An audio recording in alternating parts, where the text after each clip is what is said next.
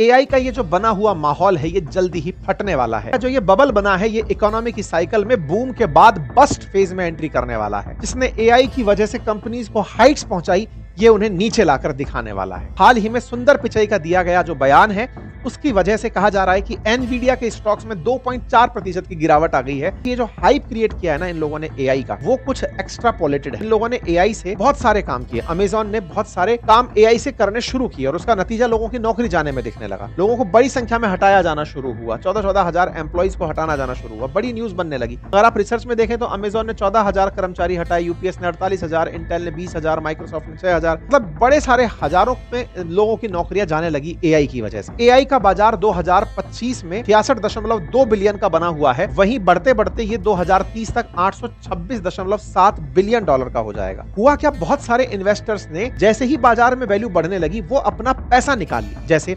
Nvidia के अंदर soft bank ने अपनी 5.8 बिलियन डॉलर की होल्डिंग बेच दी। ऐसे ही माइकल बरी हैं, उन्होंने 1.1 बिलियन डॉलर का बेरिश बेट पुट कर दिया। ऐसे ही पीटर थिल हैं, उन्होंने 2.81% का अपना पूरा स्टेक जो है एनवीडिया से वो बेच दिया। मतलब एनवीडिया आसमान में है, लोग उसमें से पैसा निकाल निकाल के बाहर हो रहे हैं। ये खबर लोगों को डराने लगी। मार्केट अगर बढ़ रहा है तो ये लोग बाहर क्यों निकल रहे हैं? भाई आप कॉमन सी बात सोचेंगे कि आपका बाजार भाव बढ़ता जा रहा है तो आप तो सोचेंगे ना और बढ़ने दो, लेकिन जब आप और बढ़ने दो से पहले ही भागने लगते हो, इसे ही इकोनॉमी में बस्ट कहते हैं। तो हमारे कौन से सेक्टर प्रभावित हो? तो देखिए आईटी सेक्टर का जो एक्सपोजर है वो प्रभावित होगा। हम चूंकि एक्सपोर्ट करते हैं सर्विसेज का, अगर वहां पर माहौल बिगड़ गया तो एक्सपोर्ट प्रभावित होंगे। करेंसी भी डेवेल्युएट हो सकती है। बाजार की कंपनियों को देखोगे तो financial service, oil gas, information technology, automobile, तो उसमें टेक का बड़ा रोल नहीं है। इवन सेमीकंडक्टर की तो कोई कंपनी नहीं है टॉप 30 में, टॉप 50 में भी नहीं है। साथ ही साथ में हमारे यहाँ पर मेटा, गूगल जैसी कोई कंपनी थोड़ी है। हम जो सर्विसेज दे रहे हैं आईटी के नाम पर वो सॉफ्टवेयर प्रोवाइडर्स हैं। उन्हें जरूर इस बात का डर है कि उन्हें अगर अमेरिका से डील नहीं मिलती या उनके जैसे काम करने के लिए, सॉफ्टवेयर बनाने के लिए कंपनियां मिल जाती तो ये बाजार जरूर प्रभावित हो सकता है। ओवरऑल बाजार पर इसका असर नहीं पड़ता। जबकि अमेरिका के अंदर मैग्निफिसेंट जो 7 कंपनीज हैं जिनका बाजार में बड़ा कंट्रीब्यूशन है, वो अगर पछाड़ती हैं, क्योंकि सारी की सारी सॉफ्टवेयर बेस्ड कंपनी है, जो भी है वो सारी की सारी टेक बेस्ड कंपनी है, उन पर असर पड़ता है तो बाजार पर गहरा असर पड़ेगा।